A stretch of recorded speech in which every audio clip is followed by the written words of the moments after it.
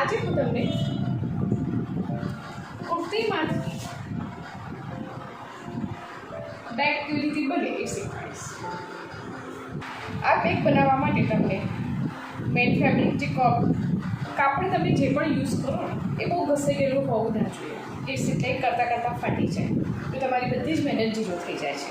એટલે આ મારું ટોપ છે, મને ફિટ પડે છે, ખોલી પણ શકાય એવું છે, પણ મારે આ પહેરવું નથી અને સરસ બેગ બની શકે એવું છે એટલે હું આમાંથી બેગ બનાવું છું.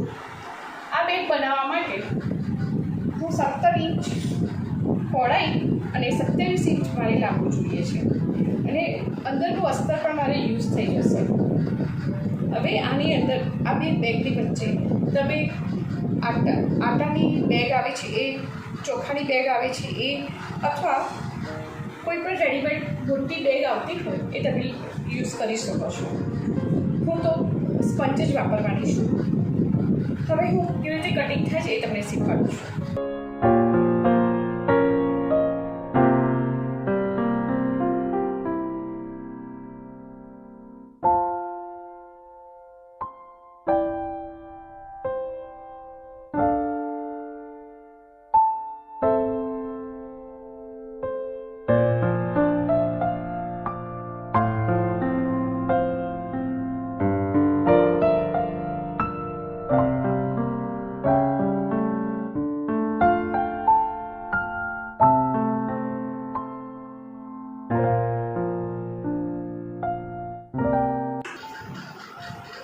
ચાર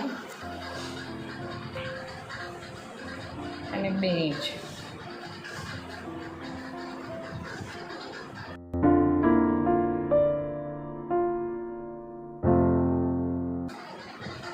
અહીંયા સિલાઈ મારીશું, અહીંયા આપણે સ્ટીચ મારીશું.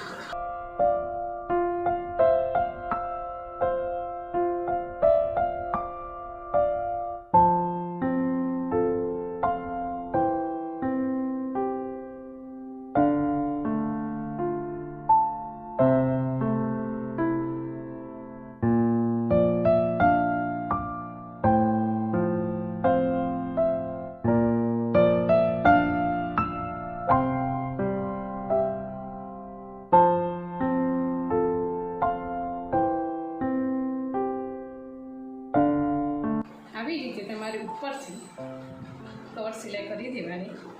સેમ ટુ સેમ આ જ કટિંગ કરવાનું છે અને હવે હું આ અંદરની સાઈડ વાળીને આમ સિલાઈ મારી દઈશ.